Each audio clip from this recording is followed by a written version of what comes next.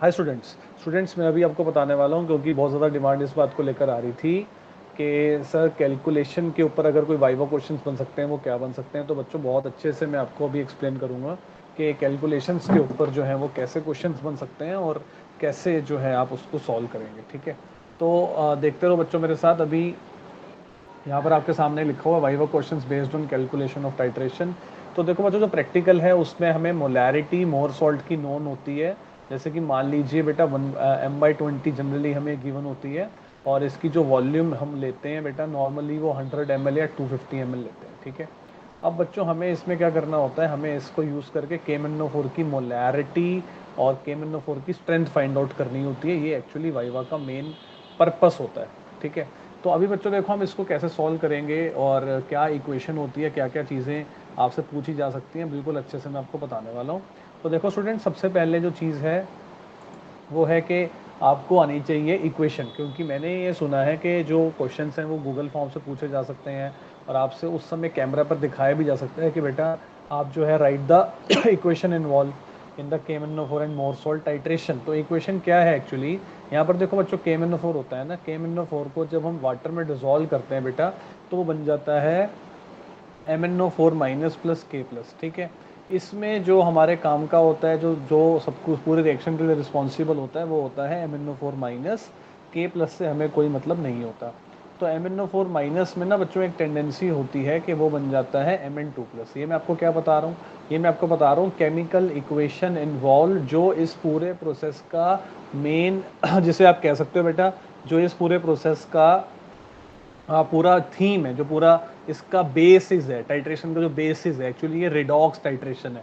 तो इसमें एक रिडॉक्स रिएक्शन हो रहा है जिसके अंदर MnO4 माइनस और बन रहा है Mn2 प्लस। अब जैसे यहाँ पर बच्चों 4 O हैं तो बैलेंस करने के लिए यहाँ पर आएंगे 4 वाटर और यहाँ पर 8H है तो यहाँ पर आएंगे 8H प्लस। इस तरह से हम रिडॉक्स रिएक्शन की बैलेंसिंग करते हैं और यहाँ पर माइनस का 1 चार्ज है और 8 का प्लस है तो यहाँ पर 7 का प्लस हो गया और यहाँ पर हम ऐड कर देंगे 5 इलेक्ट्रॉन, क्योंकि यहाँ पर 2 है, यहाँ 7 यहाँ 2 तो 5 इलेक्ट्रॉन आ गए। स्टूडेंट्स ये रिडक्शन हो गया है, ये क्या हो गया बेटा, ये रिडक्शन हो गया है और ये गेन ऑफ इलेक्ट्रॉन हो गया है, इसलिए रिडक्शन है। ठीक है, अब मोर सॉल्ट में जिस चीज़ को ऑक्सीडाइज किया जा रहा है बेटा वो है Fe2 प्लस और Fe2 प्लस से क्या बन जाता है Fe3 प्लस। एक्चुअली ये रिएक्शन हो रहा है टाइट्रेशन के अंदर और यहाँ पर एक इलेक्ट्रॉन का लॉस हुआ क्योंकि ऊपर 5 इलेक्ट्रॉन है नीचे 1 इलेक्ट्रॉन है और इस पूरी इक्वेशन को 5 से मल्टीप्लाई करेंगे, यानी कि मोहर सॉल्ट में से Fe2 प्लस जो है वो कहाँ से आया, Fe2 प्लस का जो सोर्स है वो मोर सॉल्ट है। ओके, तो बिल्कुल आपसे उस समय पर ये इक्वेशन लिखने के लिए भी बोला जा सकता है और आपको बोल सकते हैं कि अभी लिख के मुझे दिखाओ। ठीक है, सारी पॉसिबिलिटीज़ के लिए आप तैयार रहो और ये हो रहा है यहाँ पर ऑक्सीडेशन।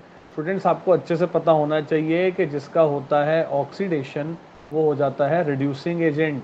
ठीक है, जिसका होता है ऑक्सीडेशन वो क्या बन जाता है, रिड्यूसिंग एजेंट, और जिसका होता है रिडक्शन वो बन जाता है ऑक्सीडाइजिंग एजेंट। तो जो यहाँ पर जो KMnO4 है वो ऑक्सीडाइजिंग एजेंट है, मैंने पहले की वीडियोस में भी आपको बता रखा है। ठीक है, ये पूरी रिएक्शन हमारी बन गई स्टूडेंट्स आफ्टर द एडिशन। ठीक है, ये 5 इलेक्ट्रॉन से 5 इलेक्ट्रॉन कैंसिल हो जाएंगे और ये बन जाएंगे 5 Fe2 प्लस और यहाँ पर है Mn2 plus plus 5 Fe3 plus plus 4 H2O। Okay, अब इस इक्वेशन से ही मैं तुम्हें कैलकुलेशन करके ये समझाऊंगा कि तुम्हारी जो मोलैरिटी आ सकती है KMnO4 की वो क्या आ सकती है। ठीक है, एक तो आपसे ये इक्वेशन पूछ सकते हैं। दूसरा स्टूडेंट्स क्या होता है कि फॉर्मूला यूज्ड फॉर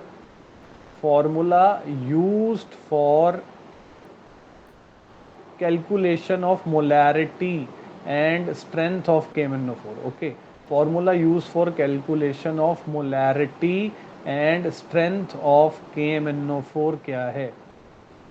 ठीक है, तो मोलैरिटी और स्ट्रेंथ निकालने के लिए फॉर्मूला क्या लगेगा। ठीक है, formula of molarity and strength of KMnO4। तो अब बेटा इसमें आपको क्या करना होता है, आप देखिए इस इक्वेशन को हम ऐसे बोलते हैं बच्चों कि number of moles of KMnO4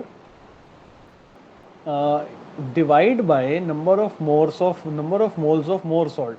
students जो Fe2 प्लस आप ऊपर देख रहे हो वो बेसिकली मोर सॉल्ट को रिप्रेजेंट कर रहा है। इसके मोल्स ऑफ रिएक्शन में कितने, 1, यहाँ 1 है, देखो यहाँ कुछ नहीं है 1 है तो यहाँ आ जाएंगे 1। और यहाँ पर देखो 5 है, ये 5 है, ठीक है। तो यहाँ आ जाएंगे बेटा 5। अब हम क्या करेंगे, हमारा एक इक्वेशन बन गया, तो यानी कि 5 times number of moles of KMnO4 is equal to number of moles of Mohr salt, है ना। अब आपको बता देता हूँ स्टूडेंट्स कि मोलैरिटी का फॉर्मूला क्या होता है। मोलैरिटी का जो फॉर्मूला होता है वो होता है number of moles by volume, यानी कि नंबर ऑफ मोल्स क्या हुए, मोलैरिटी इनटू वॉल्यूम। तो यहाँ पर आ जाएगा 5 times molarity of KMnO4 into volume of KMnO4 is equal to molarity of Mohr salt, molarity of Mohr salt multiply by volume of Mohr salt। ये formula होता है जिससे हम क्या कैलकुलेट करते हैं स्टूडेंट्स, हम कैलकुलेट करते हैं मोलैरिटी ऑफ KMnO4। अब बच्चों क्या होता है कि ना आपको कैलकुलेट करनी है मोलैरिटी ऑफ KMnO4, है ना, वॉल्यूम ऑफ KMnO4। अब बड़ा इंटरेस्टिंग वाइवा का क्वेश्चन बन सकता है कि सपोज आपकी रीडिंग 15 ml या 20 ml आ जाए, तो बताइए मोर सॉल्ट की मोलैरिटी और जो KMnO4 की मोलैरिटी है वो क्या होगी। जैसा कि मैंने ऊपर आपको बताया था, देखो यहाँ मैंने आपको बताया था कि मान लीजिए कि जो हमने टाइट्रेशन के लिए मोर सॉल्ट लिया है उसकी मोलैरिटी 1/20 है, तो यहाँ पर आ जाएगा 1/20। वॉल्यूम ऑफ मोर सॉल्ट कौन सी होती है, जो पिपेट की वॉल्यूम होती है। और पिपेट मान लीजिए बेटे ज़्यादातर स्कूल्स में 20 ml का, 10 ml का, 5 ml का, 1 ml का, वो आपको एक कंडीशंस दी जा सकती है, ठीक है। तो यानी कि बच्चों यहाँ पर बन गया molarity of KMnO4 is equal to 1/75, और ये हमारा आंसर आ गया, ठीक है। इसको सॉल्व करके नियरली 0.01 के पास जो भी आएगा वो आप कर सकते हैं कैलकुलेट। और जनरली बच्चों वैसे ये 1/100 आता है, वॉल्यूम 20 आती है, मैंने आपको एक कंडीशन समझाई है, ठीक है। उसके बाद बच्चों आपको कैलकुलेट करनी है स्ट्रेंथ ऑफ KMnO4। तो strength of KMnO find out करने के लिए, क्योंकि स्टूडेंट जैसे अगर वैसे तो प्रैक्टिकल अगर होता ऑफलाइन तो ये सारी चीज़ें आपको लिखनी ही होती हैं, तो आपसे कुछ कुछ पॉइंट्स इसमें से पूछे जा सकते हैं कि सपोज रीडिंग करते हुए अगर तुम्हारी वॉल्यूम 15 आती है तो ये बताओ कि मोलैरिटी कितनी है। इस तरह के क्वेश्चंस आपसे वाइवा के अंदर बिल्कुल पूछे जा सकते हैं।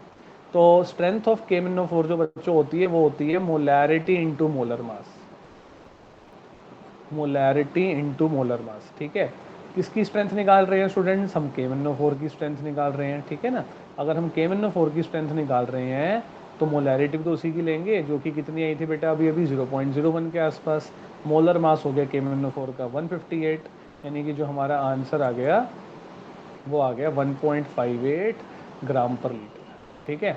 तो आई होप बच्चों आप लोगों को समझ आ गया होगा कि सबसे इंपॉर्टेंट आपसे इक्वेशन लिखा सकते हैं, रिडक्शन किसका हुआ, ऑक्सीडेशन किसका हुआ, किसकी मोलैरिटी निकालनी है, किसकी स्ट्रेंथ निकालनी है, KMnO4 का मोलर मास क्या है, क्या वॉल्यूम आने पर क्या रीडिंग आ सकती है, ये 5 क्यों आया, ये सब चीज़ें वाइवा के अंदर आपसे बिल्कुल पूछी जा सकती हैं।